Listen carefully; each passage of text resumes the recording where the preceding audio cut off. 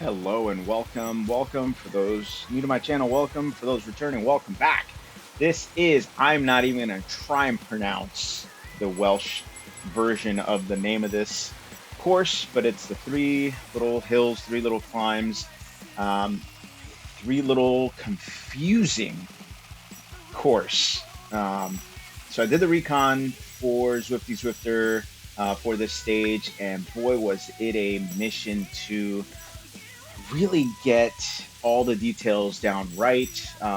So this is my first time actually racing this course. I didn't do the recon group. I panned there to the helicopter view because it's really cool to see the entire what really looks like a peloton in edge to edge, border to border. Even though looking from above, it's actually just within the lane, but it felt like we were border to border on the road. And the reason why I'm basically going to fast forward through almost this entire race is because we basically stayed together as a group for a really long time. Um, which, by the way, if you, I know those Christmas trees went by really fast, but how cool is it that Zwift is able to really design these beautiful graphics and add touches like that to the race? So here we go up the first little tiny kicker out of the underwater tunnel, which I was concerned that that's where the group would start to split apart, knowing that as we get to the base of the epic, what they're calling the epic bypass, or most people are calling the epic bypass, which is the first part of the epic KOM, or the start of the epic KOM, going up through this hill. And so my focus was just staying with the group, and I'm putting out some pretty decent power, holding above 300 watts into the 400s, and just looking at how can I stay with the group, how can I stay with the front half of the pack. And like I've mentioned before, I have to put out power in order to do that. I have to stay towards the front of the group. If not, I'll end up falling off the back, and I don't want to do that, especially on, this being the last stage. Even though I don't feel like I knew this stage as well as I did others, because this is the first time I'm actually racing it, I felt like, I could hang on to this group. Yesterday's race for the fresh out of 24, I felt good. I held my power well, and I stayed with the group. And again, I'm on the Pinarello Dogma F2024 with the NV78 wheels. And I gotta say, now that I've done a second race with these, I like this setup. I don't know. I'm gonna race a few more times with this setup to see how I really feel, and then go back to the disc. But I feel like there's something when it comes to my weight, when it comes to my racing dynamics. I feel like this may have helped me, because when we get towards the end, you'll see how how this race is gone. And so I'll leave it to there. But I do push a little bit off the front here, um, really because I'm just trying to hold my watts. Other people are slowing down. I'm trying to hold into the mid 200s, upper 300s, and I want to make sure that I'm not falling behind. One thing I did get wrong about this stage that I completely blanked out about when I was messaging Holly watching her race. And she's, for those of you who want to watch Holly race, she streams on Twitch. But when we got to this part, I completely forgot that there was a 6-7% incline right before the bypass. And when we got there, I was like, okay, you know, I gotta really make sure I stay on it, because as you see, the group is starting to pull forward and really starting to, really make their way away from everybody. And so I dig a little bit deep to kind of catch up as I continue fast forwarding here, because really it stays like this for as long as it can. I mean, we do some undulating back and forth, and yeah, it's a little bit, tough here and there. Sometimes I have to put out a little bit more wattage than I want. You see, there's one guy that went off the front, and it just kind of came back together. So as we're going down the hill here, we're just all, the group is staying together. And as we start getting into the portion where the Italian Villas is at, I'm feeling good. I'm feeling like maybe I can, compete with this group. You see, our group right now is about 40 something people strong. I do a little bit of dig off the front again, and I'm still feeling good. My focus wasn't to try and make any breakaways happen. I was just looking to put a little more pressure because we were hovering in the upper 100s, low 200 watts. And so I wanted to add a little bit of extra pressure, because at the end of the day, even if I don't, cross the line first, I want to take some people out with me. And so we get to this next, Zwift KOM kind of bypass road, whatever it is, up here through this part, now getting into the Zwift KOM. I again dug deep so I can stay with this front group, and I feel like the group wasn't going as hard as I thought they would.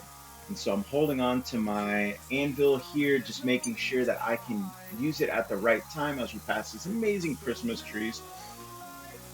And so we get towards the back of the hill here, and I had struggled a little bit to activate my anvil on the phone, which was kind of frustrating because I really, wanted to start it as we started that descent. And luckily, it took me a few extra seconds, but I got it started.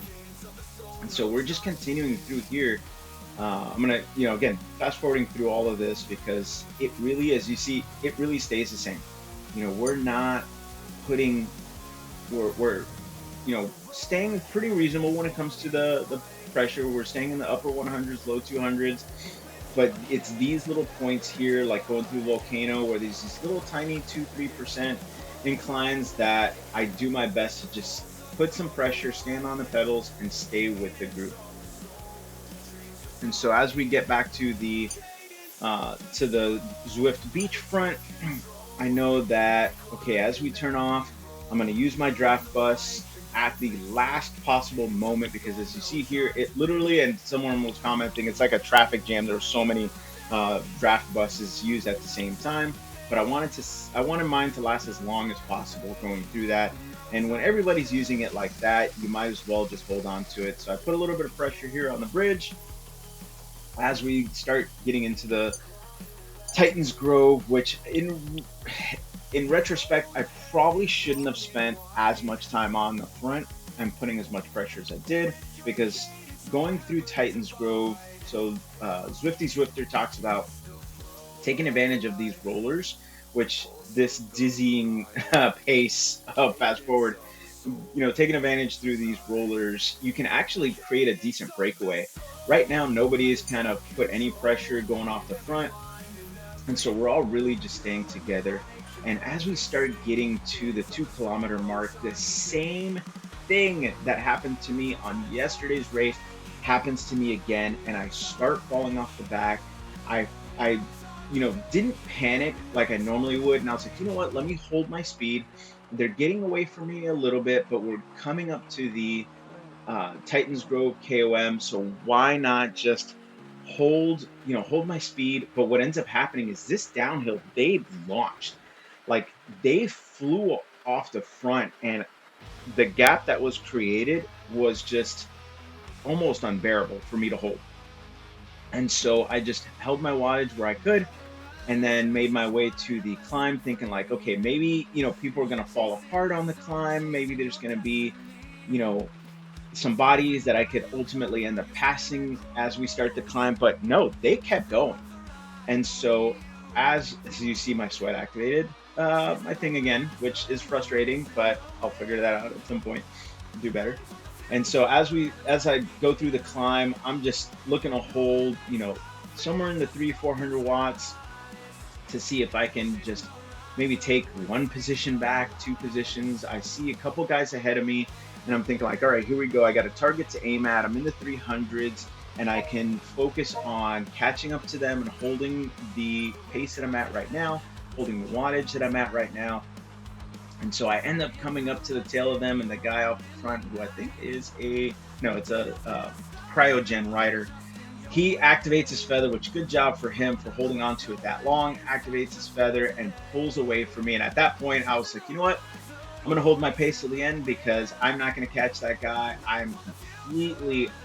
My heart rate's in the 180s right now. It actually got into the 190s, into the low to mid 190s, which I don't get there often.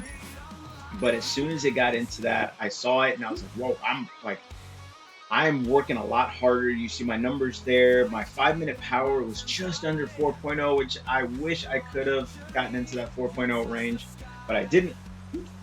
But the my power numbers are higher. I felt good about what I did at the moment, but I'm frustrated that the same thing happened to me today as it did yesterday when it comes to racing, where I got to the last 2 kilometers with the front group and then just completely fell apart. Monday was because I truly was overheating.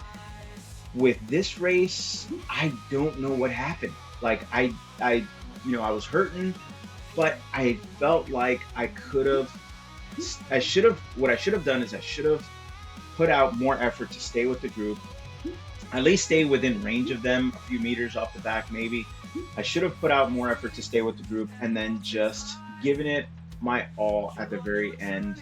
But it didn't happen. They got away from me, and I ended up in 36th place, which is still better than 37 from my last race. But this season of Zwift Racing League is over, and now it's time to focus on FRR, where I will see where I get classified and see how I can compete.